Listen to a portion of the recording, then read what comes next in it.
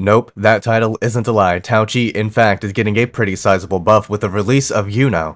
Amid the controversy surrounding Iuno and her kit, especially the damage amplification side, people seem to have forgotten that there is another person who could utilize this buff to its fullest extent.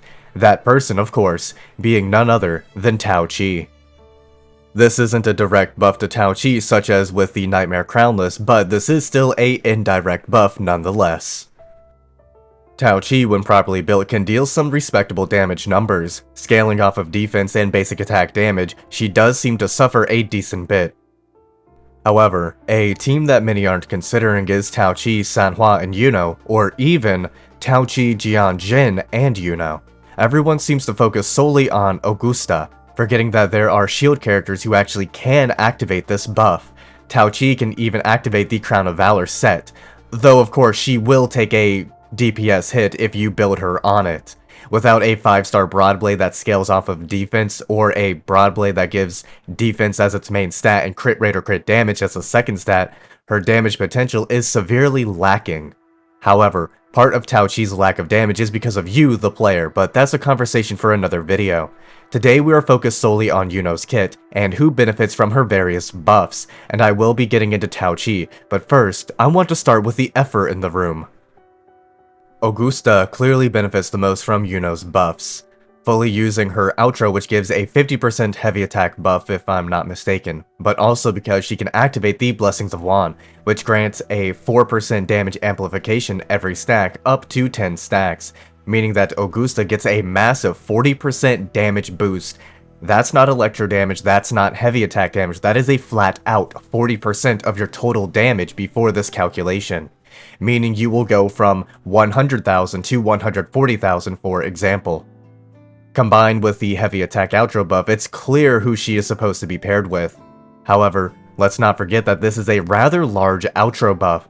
You can use Iuno on Jiyan, Phoebe, and Zani teams as well, as they all scale from the heavy attack buff.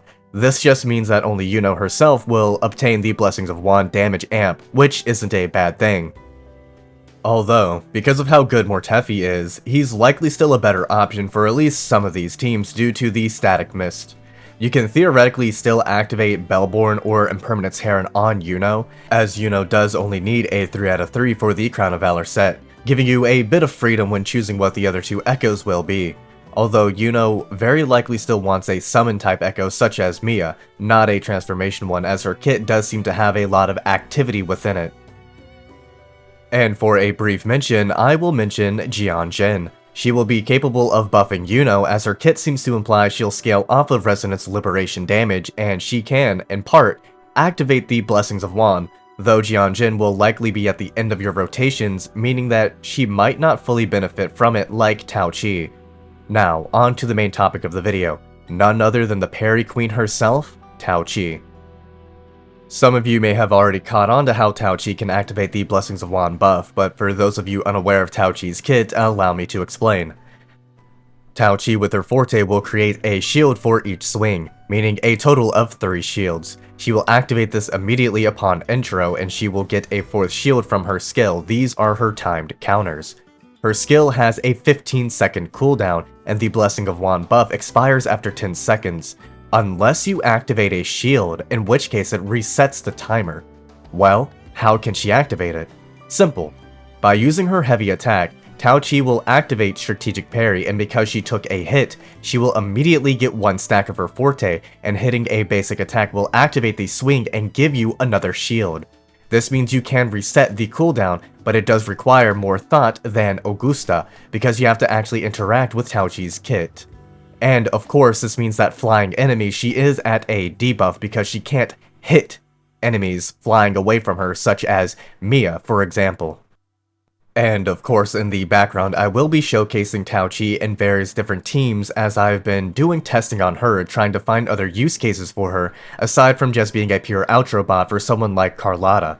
Taoqi can put up some decent numbers, and if you stack buffs right, Taoqi can deal 100k for her Liberation and Forte, though 200k damage in total is rather small, and even with Iuno's buffs, you aren't exactly going to be able to turn her into a true DPS, especially for the level of investment required for this. However, since Iuno provides healing, you don't need to run a shorekeeper on your team, so Taoqi doesn't need to be a main DPS. Though you can certainly make Taoqi into a disappointing DPS if you do both Iuno and shorekeeper. Taoqi is not meant to be a main DPS. She is better suited in dual DPS comps, such as with Havoc Rover for example. If you want Iuno but do not want Augusta, you will be completely fine as you do still have Taoqi. You might need to get a bit creative in your team comp and builds on the characters, however, that's part of the fun in the game. Making unique builds and team comps, trying to get them to work is part of why I'm here, not just the lore and story, but trying to get a bit more creative and spark more discussions. So, if you want to fully utilize Iuno's kit but do not want Augusta, Taoqi is your only realistic choice. While Jianxin can be used, she activates shields far less frequently and takes more effort, but is excellent for buffing Iuno herself. Aside from those two other people, the only one who can fully make use of the Blessing of Juan is Augusta. As for people who can make use of her kit entirely, that is only Augusta, as she does heavy attack damage. If Crown or Valor increased attribute damage instead of attack, then Taoqi might have actually moved up an entire tier. Something a bit more universal with where Prudwin has her. I'd say if you build her right, she's realistically only a tier, maybe a tier and a half, depending on how well a Taoqi, Jianxin, Iuno team actually performs in practice, not in theory. This is all, of course, theoretical and based on my bias for Taoqi as I love her playstyle, so take what I said here with a decent sized grain of salt.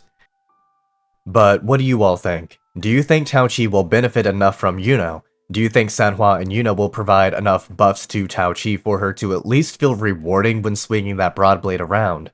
Or do you think she'll exist as the only alternative but never actually considered due to how poor her performance is?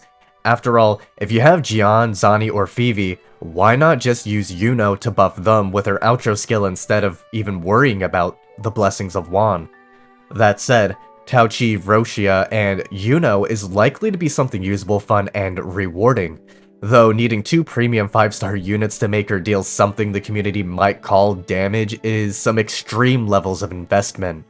If you like Iuno, you might want to pull Augusta, but if not, you still do have several options, with Taoqi and Jianxin being the only free-to-play options you have. Though Jianxin does benefit slightly since her forte is heavy attack damage, and gives her those shields. Something to keep in mind when using Iuno and lacking Augusta is that while Phoebe, Zani, and Jiyan are all options, there are still some that can work with her in unique ways, such as Taoqi and Jianxin.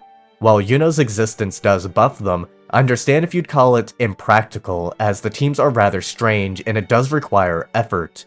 Although, an interesting team comp to run might actually be Jiyan, Jianxin, and Iuno, because Jianxin can buff Iuno's main damage type, that being Liberation. So those of you who are Jianxin lovers, it looks like you're the real winners of the Iuno team comps. As for us Taoqi enjoyers, we'll still keep praying that defense scaling isn't dead in Wuwa. However, until then, I'll see you all in the next video. Peace out. Special thanks to Ice Dragon, Icy Sincere 13, Takoyaki Lover, Frosty Frog OG, and Wolfmaster 256.